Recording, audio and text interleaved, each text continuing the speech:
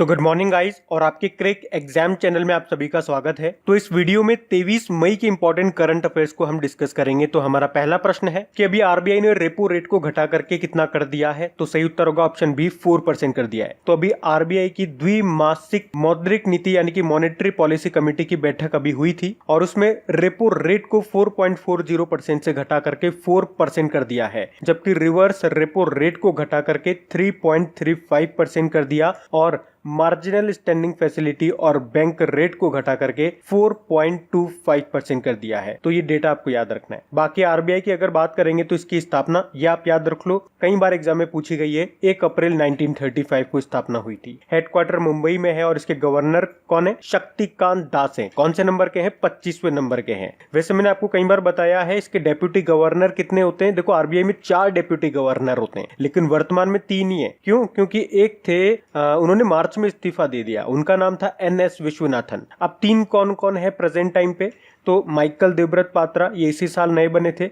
BP कानूनगो, अभी 1 साल का टाइम पीरियड बढ़ा दिया गया इनका। और एक है महेश कुमार जैन। अभी आपको याद होगा आरबीआई ने सीपी के सहकारी बैंक का लाइसेंस रद्द कर दिया था। उसके अलावा Mhapsa urban cooperative bank of Goa का भी लाइसेंस रद्द कर दिया था। अच्छा, एक बार सारी रेट्स में आपको फिर से बता देता हूं। देखो रेपो रेट कितनी हो गई है अब घट करके? 4% हो गई है। रिवर्स रेपो रेट हो गई है 3.35%। कैश रिजर्व रेशो तो पहले की जितनी है 3%। Marginal standing facility and bank rate घट करके 4.25% हो गई है और स्टेशनरी लिक्विडिटी फैसिलिटी ये सेम ही है 18%। तो ये आप याद रखना। बढ़ते आगे। फिर है हाल ही में अंतरराष्ट्रीय जैव विविधता दिवस कब मनाया गया? तो सही उत्तर होगा ऑप्शन डी 22 मई को। जैव विविधता यानी कि बायोडायवर्सिटी। तो बायोडायवर्सिटी के मुद्दों की समझ और उनके बारे में जागरूकता बढ़ाने के लिए हर साल 22 मई को ये मनाया जाता है जैव विविधता दिवस, यानी कि इंग्लिश में बोलेंगे तो international day for biological diversity. अच्छा, इससे इंपॉर्टेंट रहेगी इसकी थीम क्या है? Our solution are in nature, हमारे समाधान प्रकृति में है। अब इंपॉर्टेंट डे वाला क्वेश्चन है। तो अभी तक मई में जो जो इंपॉर्टेंट डे हमने मनाए हैं वो सारे मैं आपको रिवाइज कराता हूं। अगर आपको याद है तो मेरे साथ साथ बोलना। अगर आप में से कोई इसे फर्स्ट टाइम देख रहा है तो आपके लिए मैं स्क्रीन पे ये लिख रहा हूं, तो उसे देख देख करके आप बोलना, क्योंकि बोलने से चीजें बहुत सी याद हो जाती है। तो 1 मई को हमने मनाया इंटरनेशनल लेबर डे। 1 मई को गुजरात और महाराष्ट्र का स्थापना दिवस भी होता है। 2 मई को वर्ल्ड ट्यूना डे मनाया था। ट्यूना एक मछली होती है। 3 मई को वर्ल्ड प्रेस फ्रीडम डे मनाया था, जिसकी थीम थी जर्नलिज्म विदाउट फियर और फेवर। फिर 5 मई को वर्ल्ड अस्थमा डे मनाया था। मई के पहले मंगलवार को मनाते हैं। थीम रही थी इनफ अस्थमा डेथ। 7 मई को वर्ल्ड एथलेटिक्स डे मनाया। 8 मई को वर्ल्ड रेड क्रॉस डे मनाया। 8 मई को ही वर्ल्ड थैलेसीमिया डे भी मनाया। फिर 9 मई को विश्व प्रवासी पक्षी दिवस, वर्ल्ड माइग्रेटरी बर्ड डे मनाया। साल में 2 बार मनाते हैं। इस बार हम 9 मई को और 10 अक्टूबर को मना रहे हैं, ये डेट याद रखना। थीम थी इसकी बर्ड्स कनेक्ट्स अवर वर्ल्ड। 11 मई को नेशनल टेक्नोलॉजी डे मनाया। 12 मई को इंटरनेशनल नर्स डे मनाया। 16 मई को राष्ट्रीय डेंगू दिवस मनाया। 16 मई को सिक्किम का स्थापना दिवस भी मनाया था और इंटरनेशनल डे ऑफ लाइट भी मनाया था। 17 मई को वर्ल्ड हाइपरटेंशन डे मनाया। 18 मई को अंतरराष्ट्रीय संग्रहालय दिवस मनाया, इंटरनेशनल म्यूजियम डे मतलब। 20 मई को विश्व माप विज्ञान दिवस, वर्ल्ड मेट्रोलॉजी डे मनाया। 20 मई को विश्व मधुमक्खी दिवस भी मनाया था। तो ये सारे इंपॉर्टेंट डेज है, वो मैंने आपको रिवाइज कराया, आपको याद रखने। बढ़ते आगे। अच्छा गाइज, एक और बात आप लोगों को बता दूं, आज शाम को 6 बजे मई महीने के जो अभी चल रहा है उसका तीसरे वाले वीक का करंट अफेयर्स का वीडियो, यानी कि वीकली करंट अफेयर्स वाला वीडियो आने वाला है। तो आप सभी लोग रेडी रहिएगा शाम को। मैं आपको इसलिए बता रहा हूं क्योंकि कुछ स्टूडेंट्स कहते हैं हमें तो पता ही नहीं चल पाता, नोटिफिकेशन नहीं मिल पा रहा। तो अब नोटिफिकेशन छोड़ो, मैंने खुद ने कह दिया, आप लोग शाम को 6 बजे तैयार रहना। और गाइज, अगर वीडियोस आपको अच्छे लग रहे हैं, मेरी मेहनत अच्छी लग रही है और ये वाकई अगर आपके लिए हेल्पफुल हैं, तो प्लीज वीडियो को शेयर जरूर किया कीजिए। अगर इन वीडियोस से आपकी हेल्प होती है तो आप लोग मेरी हेल्प जरूर करें इन वीडियोस को लाइक और शेयर करके, ताकि इन वीडियोस को कंटिन्यू रखने में मुझे भी आपका सपोर्ट मिल सके। तो प्लीज इसे लाइक और शेयर जरूर करना। और अगर आप में से कोई इस वीडियो को फर्स्ट टाइम देख रहा है तो इस चैनल को आप सब्सक्राइब कर लीजिए और सब्सक्राइब करने के बाद में पास में जो बेल आइकन आएगा उसे आप दबाना बिल्कुल मत भूलिएगा, क्योंकि आपको वीडियोस के नोटिफिकेशन तभी मिलेंगे जब आप बेल आइकन को प्रेस करोगे। तो चलिए अब बढ़ते हैं आगे। फिर है हाल ही में एनटीपीसी ने नवीकरणीय ऊर्जा व्यवसाय के लिए किसके साथ समझौता किया है? तो सही उत्तर होगा ऑप्शन सी, ओएनजीसी के साथ। ओएनजीसी मतलब होता है oil and natural gas corporation. तो अभी एनटीपीसी यानी नेशनल थर्मल पावर कॉर्पोरेशन और ओएनजीसी ने रिन्यूएबल एनर्जी बिजनेस स्थापित करने के लिए आपस में समझौता किया है। इस समझौते से दोनों कंपनियों को अक्षय ऊर्जा यानी कि रिन्यूएबल एनर्जी में तय किए गए अपने लक्ष्यों को हासिल करने में मदद मिलेगी। एनटीपीसी की बात है तो स्थापना 1975 में हुई थी, नई दिल्ली में इसका हेडक्वार्टर है और इसके एमडी सीईओ उनका नाम है गुरदीप सिंह। और आपको याद भी रखना है दुनिया का सबसे बड़ा सोलर पार्क बना रहा है एनटीपीसी, कहां पे? गुजरात में। और अभी एनटीपीसी से एक करंट अफेयर्स में प्रश्न पड़ा था, एनटीपीसी के मानव संसाधन निदेशक एचआर डायरेक्टर कौन बने थे? दिलीप कुमार पटेल बने थे। ओएनजीसी की बात करेंगे तो दिल्ली में इसका हेडक्वार्टर है और इसके एमडी सीईओ का नाम है शशि शंकर। बढ़ते आगे। फिर हाल ही में किस आईआईटी ने अल्जाइमर के कारण स्मृति हानि यानी कि मेमोरी लॉस को रोकने के लिए नई तरीके की खोज की है? तो सही उत्तर होगा ऑप्शन है आईआईटी गुवाहाटी ने। तो अभी आईआईटी गुवाहाटी के रिसर्चर्स ने, शोधकर्ताओं ने अल्जाइमर रोग के कारण जो याददाश्त में कमी हो जाती है ना, उसे रोकने के लिए नई तरीके की खोज की है। इन्होंने ट्रोजन पेप्टाइड्स का इस्तेमाल किया जो न्यूरोटॉक्सिक कणों को दिमाग में रोक सकता है। आपको बता दूं कि चाइना और अमेरिका के बाद भारत में सबसे ज्यादा अल्जाइमर से पीड़ित लोग हैं। अल्जाइमर रोग ये मस्तिष्क से जुड़ा हुआ एक रोग है। बाकी आईआईटीज का क्वेश्चन आया है तो कुछ आईआईटीज में आपको हमेशा रिवाइज कराता हूं। जैसे कि आईआईटी बॉम्बे की बात करें तो इसने कम लागत वाला वेंटिलेटर बनाया है कुछ और इंस्टीट्यूट्स के साथ मिलकर के और उसका नाम रखा था रूहदार। इसने क्वारंटाइन एप्लीकेशन भी बनाया था और डिजिटल स्टेथोस्कोप जिसका नाम रखा था आयुसिंक। आईआईटी दिल्ली की बात करेंगे तो कोविड-19 के प्रसार की भविष्यवाणी करने के लिए इसने प्रकृति नाम से एक डैशबोर्ड बनाया था। रीयूजेबल फेस मास्क बनाया है एनसेफ नाम से। और Punjab national bank housing finance के साथ मिलकर के एक समझौता किया है रीयूजेबल पीपीई किट बनाने के लिए। आईआईटी मंडी की बात करेंगे, high speed magnetic RAM develop किया था इसने। जबकि आईआईटी रुड़की ने अभी प्राणवायु नाम से पोर्टेबल वेंटिलेटर बनाया है। आईआईटी रोपड़ इसने कोविड-19 मरीजों के लिए वार्ड बोट नाम से एक रोबोट बनाया था। और आईआईटी गांधीनगर, ये भी न्यूज में था, प्रोजेक्ट आइजेक इसने बनाया था स्टूडेंट्स के लिए। तो ये भी ध्यान रखना। बढ़ते आगे।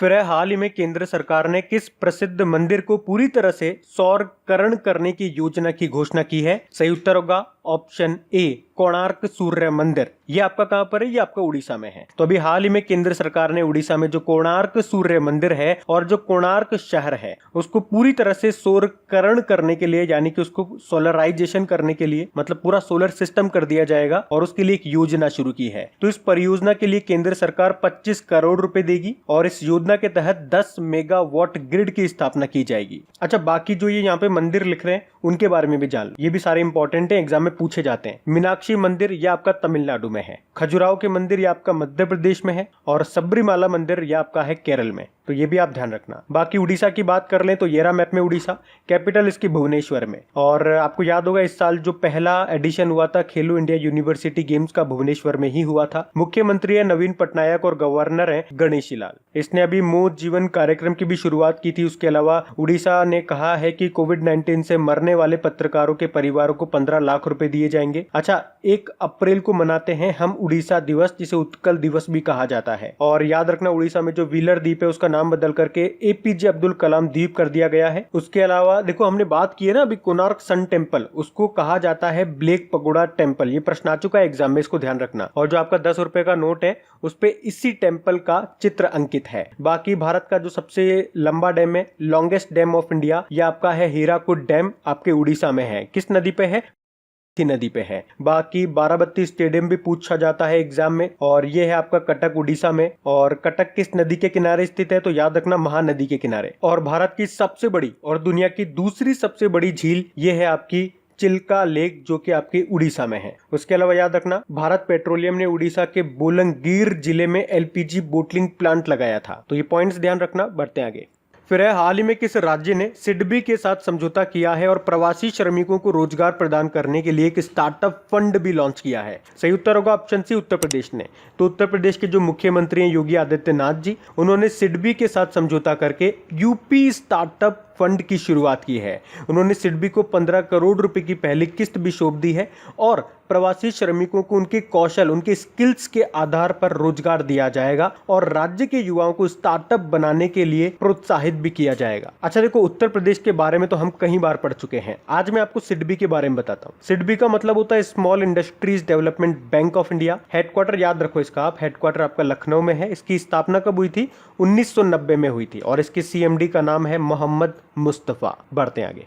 फिर है, हाल ही में वरिष्ठ नागरिकों के लिए प्रधानमंत्री वय वंदना योजना को कब तक के लिए बढ़ा दिया गया है, मतलब उसका टाइम पीरियड एक्सटेंड कर दिया? तो सही उत्तर होगा ऑप्शन सी, 2023 तक। तो अभी प्रधानमंत्री जो वय वंदना योजना है उसकी अवधि को 3 साल और बढ़ाकर 31 मार्च 2023 तक कर दिया गया है। वैसे ये योजना अभी 30 मार्च 2020 को ही खत्म हो गई थी और इसे शुरू कब किया गया था? 2017 में। तो इस योजना में भारतीय जीवन बीमा LIC 10 सालों के लिए एक निर्धारित दर पर पेंशन देती है। तो इसके तहत जमा धनराशि पर बुजुर्गों को 7.4% की दर से ब्याज मिलेगा। अच्छा, अभी कुछ योजनाएं और न्यूज में थी, वो भी मैं आपको बताता हूं, जैसे कि आयुष्मान भारत योजना। तो अभी इसके लाभार्थियों की जो संख्या है वो 1 करोड़ के पार पहुंच गई है। तो ये भी न्यूज में थी, ये आप ध्यान रखना। क्या क्या पॉइंट ध्यान रख सकते हो ये याद रख लो। पहले तो कब शुरू हुई थी? तो ये 2018 में शुरू हुई थी और पहले इसे राष्ट्रीय स्वास्थ्य सुरक्षा योजना के नाम से जाना जाता था। इसमें हर परिवार को हर साल 5 लाख रुपए का स्वास्थ्य बीमा कवर दिया जाता है। इसके अलावा अभी प्रधानमंत्री उज्ज्वला योजना भी न्यूज में थी क्योंकि उसको 4 साल पूरे हो चुके हैं। बढ़ते हैं आगे। फिर है, हाल ही में किसने तत्पर कार्यक्रम शुरू किया है? तो सही उत्तर होगा ऑप्शन सी, रांची ने। रांची ये आपके झारखंड की राजधानी है। तो अभी रांची जिला प्रशासन ने पैदल श्रमिकों की थकान वाली यात्रा को आसान बनाने के लिए तत्पर कार्यक्रम शुरू किया है।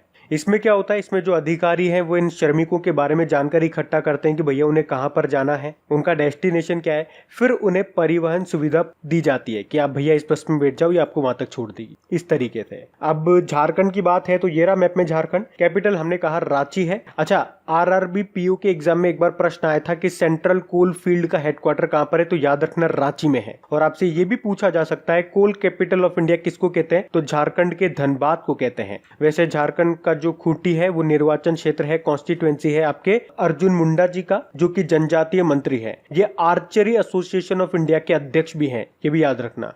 मुख्यमंत्री झारखंड के हैं हेमंत सोरेन, द्रौपदी मुर्मू इसकी गवर्नर है। और अभी कोविड-19 मरीजों को भोजन और दवाइयां देने के लिए झारखंड सरकार ने कोबोट नाम से एक रोबोट भी लॉन्च किया था। अभी पान मसाले पर 1 साल के लिए प्रतिबंध भी लगा दिया इन्होंने। यहाँ पे बेतला नेशनल पार्क है और दलमा वन्य जीव अभ्यारण्य भी है, एक सिंह भूमि हाथी रिजर्व भी है यहाँ पे, और हजारीबाग वन्य जीव अभ्यारण्य भी है यहाँ पे। तो ये भी ध्यान रखना। बढ़ते आगे।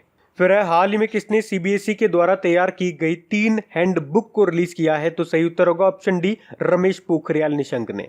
तो हमारे HRD मंत्री हैं ये रमेश पोखरियाल निशंक, और इन्होंने CBSE के द्वारा तैयार की गई 3 हैंडबुक्स को रिलीज किया है। तो इन बुक्स में शिक्षा के मूल्य आधारित वैश्विक मानकों को अपनाने के लिए बोर्ड द्वारा उठाए गए उपाय शामिल हैं। 3 बुक जो हैं इनके नाम क्या क्या है? Cyber safety handbook, in pursuit of excellence handbook for principles और 21 सेंचुरी स्किल्स। रमेश पोखरियाल निशंक ये हमारे मानव संसाधन विकास मंत्री हैं। इनका जो निर्वाचन क्षेत्र कॉन्स्टिट्यूएंसी है वो है हरिद्वार। और अभी इनका नाम न्यूज में भी था क्योंकि अभी इन्होंने नेशनल टेस्ट अभ्यास नाम से एक मोबाइल एप्लीकेशन को लॉन्च किया था, जिससे कि जो JEE मेंस और जो नीट के स्टूडेंट्स हैं उनको मॉक टेस्ट देने में मदद मिल सके। इसके अलावा अभी इन्होंने उड़ीसा विश्वविद्यालय के छात्रों के लिए भरोसा हेल्पलाइन भी लॉन्च किया था। देखो, CBSE से तो आप एक पॉइंट याद रख लो जो भी न्यूज में था। अभी इसके नए अध्यक्ष अपॉइंट हो गए हैं, उनका नाम है मनोज आहूजा, ये आप याद रखो। बढ़ते आगे।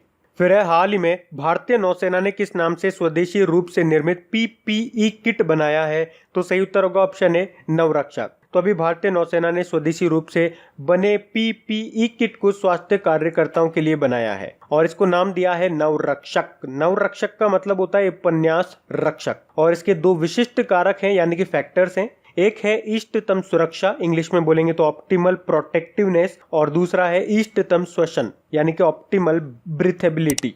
और इसमें एक बिल्कुल नए तरह के सांस लेने योग्य कपड़े की सामग्री का इस्तेमाल हुआ है। बाकी सहयोग की बात करेंगे, ये भी एक एप्लीकेशन है जिसको लॉन्च किया था सर्वे ऑफ इंडिया ने, और जो ये जलस्वा और ये मगर आप देख रहे हो, ये दोनों भारतीय नौसेना के जहाज हैं। ये भी न्यूज में रहे थे क्योंकि अभी आपको याद होगा भारतीय नौसेना ने एक समुद्र सेतु नाम से अभियान चलाया था। क्यों चलाया था? मालदीव में जो भारतीय फंसे हुए हैं उनको वापस भारत में लाने के लिए। तो वहां पे इन 2 जहाजों का इस्तेमाल किया गया था, ये आपको याद होगा। बढ़ते आगे। फिर है, हाल ही में किसने लीडिंग द गेम वेबिनार श्रृंखला यानी कि सीरीज का शुभारंभ किया है? तो आंसर होगा option B, ICC, international cricket council ने। तो अभी आईसीसी ने अपनी 100% cricket leading the game webinar series को लॉन्च किया है, जिसमें खेल और व्यापार से दुनिया भर के लीडर्स को एक साथ लाकर महिला क्रिकेट को सेलिब्रेट किया जा रहा है। बाकी आईसीसी की बात कर लेंगे। स्थापना इसकी 1909 में हुई। हेडक्वार्टर दुबई यूएई में है और इसके अध्यक्ष हैं शशांक मनोहर। और इसके सीईओ का नाम भी याद रखना, मनु साहनी, जो पिछले साल ही बने थे। अभी आपको याद होगा आईसीसी की क्रिकेट समिति ने गेंद चमकाने के लिए जो क्रिकेटर्स लार यानी कि थूक का इस्तेमाल करते हैं उस पर प्रतिबंध लगाने की सिफारिश की थी और इस समिति की अध्यक्षता की थी अनिल कुंबले ने। आईसीसी की अभी T20 रैंकिंग आई थी, उसमें टॉप पे रहा था ऑस्ट्रेलिया। मैं आपको क्यों बता रहा हूं? क्योंकि पहली बार ऑस्ट्रेलिया ने टॉप करा था इस आईसीसी T20 रैंकिंग को, इसीलिए ये इंपॉर्टेंट रहेगा। बाकी टेस्ट रैंकिंग में भी ऑस्ट्रेलिया टॉप पे रहा और ओडीआई रैंकिंग में टॉप पे रहा था इंग्लैंड। बढ़ते आगे। फिर है, हाल ही में पतंजलि किस नाम से ई कॉमर्स प्लेटफॉर्म लॉन्च करने जा रही है? तो सही उत्तर होगा ऑप्शन बी, ऑर्डर मी।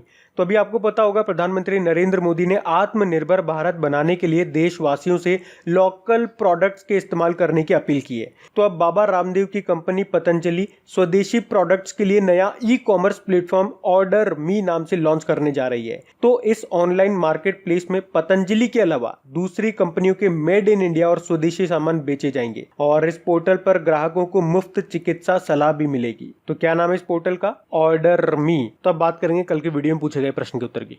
तो कल के वीडियो में आपसे पूछा गया था कि WHO के कार्यकारी बोर्ड का अध्यक्ष किसे बनाया गया है? तो सही उत्तर होगा ऑप्शन सी, डॉक्टर हर्षवर्धन को, जो कि हमारे स्वास्थ्य मंत्री हैं। आप सभी ने प्रश्न का बिल्कुल सही उत्तर दिया था।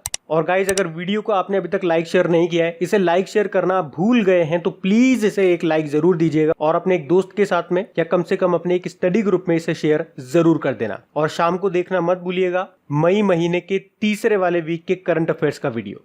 तो गाइज, इन सभी क्वेश्चंस का क्विज बना करके मैंने एप्लीकेशन पे अपलोड कर दिया है। तो अगर आपने वीडियो बिल्कुल ध्यान से देख लिया है तो वहां जाइए और इन सभी क्वेश्चंस का आप प्रैक्टिस लगा लीजिए ताकि ये सारे क्वेश्चंस आपको अच्छी तरीके से याद हो जाए। और जो नए स्टूडेंट इसे पहली बार देख रहे हैं, आपको बता दूं कि क्विज में अब रैंकिंग फीचर भी ऐड हो चुका है। तो अगर आप कम समय में ज्यादा से ज्यादा क्वेश्चन राइट करते हो तो आपका नाम आपके फोटो के साथ टॉप 10 स्टूडेंट्स में आपको दिखाई देगा। आपको ही नहीं, जितने भी लोग क्विज लगाएंगे उन सबको दिखाई देगा कुछ इस तरीके से, ताकि आपको भी एक अंदर से मोटिवेशन मिल सके कि आपको भी यहां तक पहुंचना है, ताकि सब लोग आपको टॉप 10 में देख सकें। और वैसे भी आप तो आपके इन करंट अफेयर्स का रिवीजन करवाने के लिए मैं इसका ऑडियो भी तैयार कर रहा हूं। तो दिन में 4 से 5 मिनट निकाल करके वो आप ऑडियो सुन लीजिए ताकि आपका इन करंट अफेयर्स का फिर से रिवीजन हो जाए। क्योंकि आपको पता है चीजों को पढ़ना इंपॉर्टेंट है, लेकिन समय समय पर उनका रिवीजन करना बहुत ज्यादा जरूरी है। रिवीजन नहीं करोगे तो वो सारी चीजें आप भूल जाओगे। तो आप ही के लिए मैं इसका रिवीजन ऑडियो तैयार कर रहा हूँ। तो उस ऑडियो का लिंक मैंने नीचे डिस्क्रिप्शन में दे दिया है, वहां जाकर के आप मुझे फॉलो कर लीजिए। और फॉलो करने के बाद में पास में जो बेल आइकन आएगा आप उसे जरूर दबा लेना, ताकि जब भी मैं ऑडियो अपलोड करूं उसका नोटिफिकेशन आपको मिल सके। और एप्लीकेशन अगर अभी तक आपने डाउनलोड नहीं किए तो उसका लिंक भी आपको नीचे मिल जाएगा। वहीं पे आपको क्विज, वीडियो, PDF सब मिल जाएंगे। तो इस प्रश्न का उत्तर आता है तो कमेंट बॉक्स में जरूर टाइप करिए। चलिए अब मिलते हैं करंट अफेयर्स के रिवीजन वीडियो में। Thank you guys.